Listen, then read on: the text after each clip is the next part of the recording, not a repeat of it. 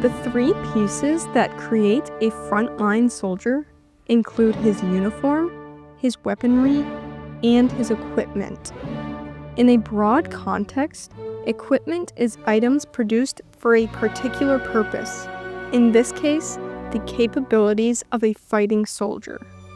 These ranged from specific uniform parts to fighting knives, and combined with the soldier's uniform and rifle, produced the entire story of an American GI.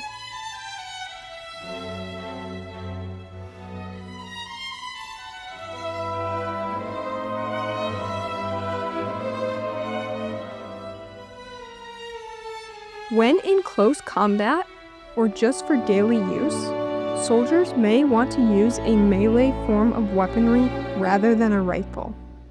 Fighting knives were developed for the GIs, with some World War I leftovers seeing daylight at the start of the war. The M1917 bolo knife was used either as a short machete or in close combat.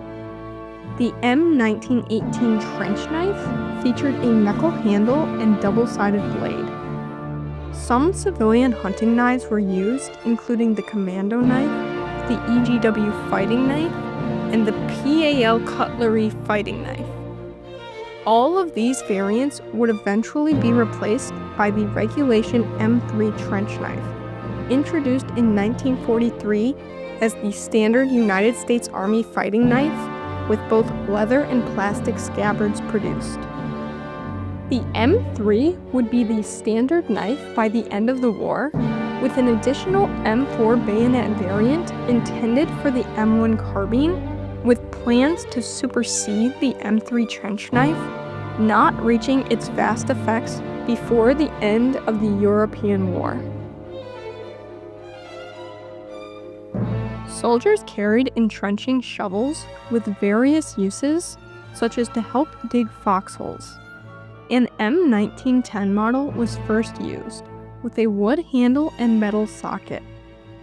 This was updated in 1943 as a folding shovel. These shovels could be protected by shovel carriers, different variants for each type. Along with the shovel, the U.S. Army developed picks, axes, machetes, and wire cutters, all with their own carriers and used by a subset of soldiers.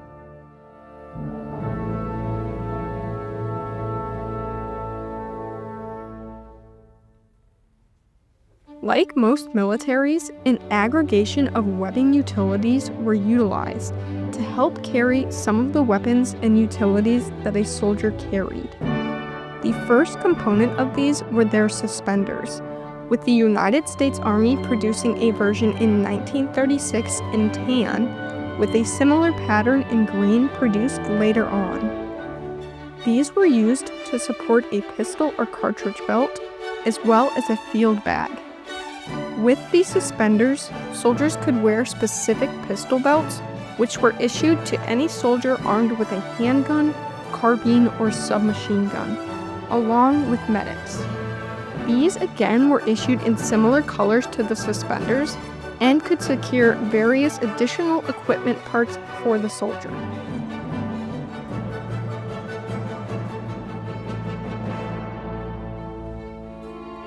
The M1921 haversack was standard for dismounted troops throughout the war, used as a light assault pack. When the lower pack carrier was attached, troops could use it as a complete field pack. In place of the haversack, some troops, such as officers, airborne troops, and armored crews, were issued the M1936 field bag, which could be carried by the suspenders. It was of a light olive drab and a much smaller pack than that of the haversack. Later on, the Army tested a haversack replacement, the M1943 pack, issued in Europe in 1944, and with a waterproof bag to protect its contents in wet environments. A combat field pack variant in 1944 was authorized, of a green canvas and webbing. This was a two-piece pack, detachable with a separate cargo pack and field pack, worn with special issued suspenders that were very similar to the previous M1936 suspenders. Additional rubberized bags were also issued to act as waterproof holdings for equipment. The United States Army issued both an M1 and M2 version of a bag specifically produced to carry all types of ammunition. The M2 version was issued to ammunition carriers of crew-served weapons, such as mortars and rocket launchers. Both of these could be issued in either tan or green. Lastly, a packboard could be utilized by soldiers to carry large pieces of equipment, such as radios and heavy weapons.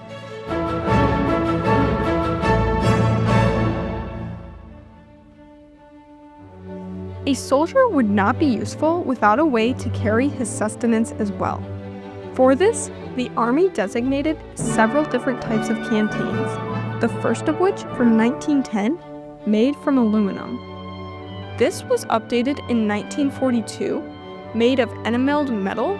However, in order to ration the metal in the midst of the war, a separate plastic version was made in 1943.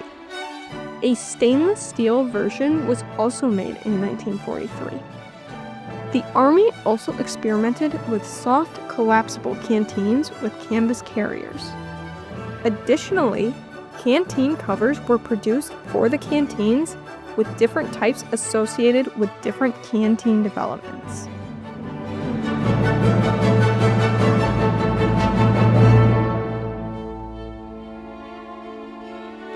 Soldiers also carried a first aid packet with minor aid including field dressing and sulfanilamide crystals.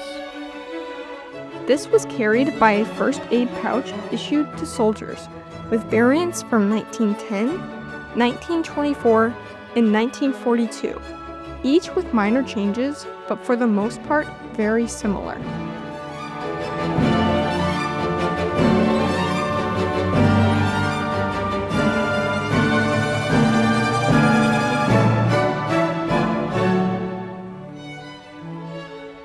Though not as visible and notable as the weaponry and uniform of a soldier, their equipment was the fundamental building block of their fighting capabilities.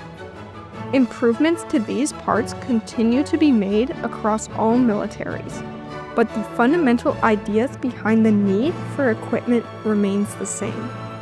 For centuries before and centuries after, soldiers will continue to wear packs that carry their tools, bottles to hold their sustenance, and close combat weapons to destroy the enemy.